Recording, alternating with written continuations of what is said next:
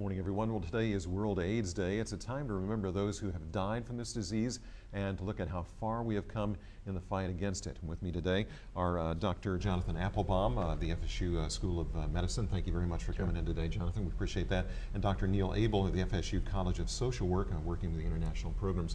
Thank you so much for coming in today.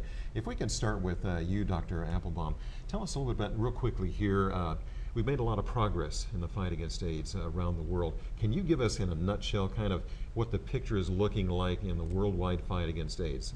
Sure. Deep question, but you know. Yeah, well, we have still about 35 million people worldwide who have HIV and about 2.7 million new infections per year. That's down, but it's still quite an epidemic worldwide. Right. What are some trouble spots around the world? You know, we made progress in some areas. What are some trouble spots where it's actually growing more? So Africa is still a big problem, huge problem there. Eastern Europe, the former Soviet Union, and Asia. Right. So these are some serious areas. Now, what about locally here? You know, when we think about Georgia, Florida, Big Bend area, what are we looking at here as far as any kind of progress against this disease? So Florida has about 135,000 people who are infected with HIV. That number's been stable to growing. Florida is the fourth most populous state as far as having folks with HIV.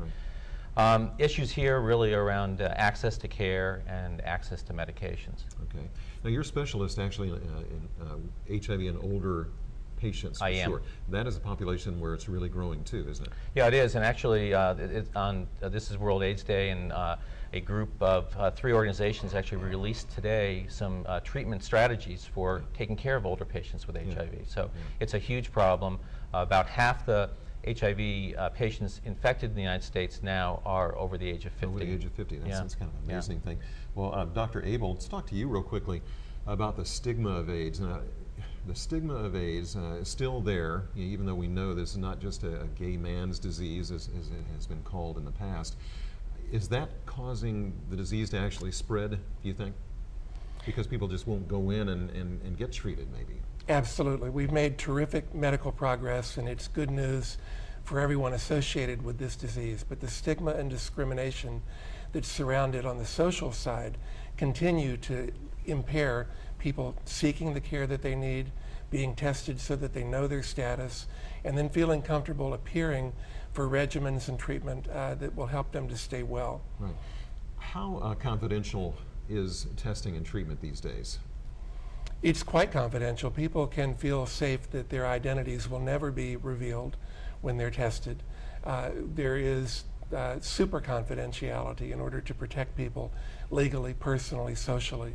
But association with HIV can be almost as damaging to someone as being identified as personally having HIV. And so we find that people who provide care, who are in relation to people with HIV, all may also suffer stigma. Is that right? Because people are just worried that they may carry this virus or something too, even though they don't actually have it, right? They fear 2 things. They fear that if I am associating with someone with HIV, they may transmit it to me and then I'll become ill. Or they fear that if someone sees me with a person with HIV, they'll treat me the way they treat that person. Exactly. Well, wrapping up here, Dr. Appelbaum, if you can, what should someone do out there if they suspect or have any kind of inkling that they may have AIDS, or HIV, the HIV virus? What should they do? So the recommendation is that everyone between the age of 13 and 64 should get tested on a regular basis. So whether or not you suspect it or not, you should go get tested. And there's plenty of places around the city and the counties. Health clinics will do it. Your own doctor, of course. Right. Guys, wish we had a lot more time to talk about this, but thank you very much for giving us an update. We appreciate that today. Thank you. All right. Thank you. And that's our In the Spotlight.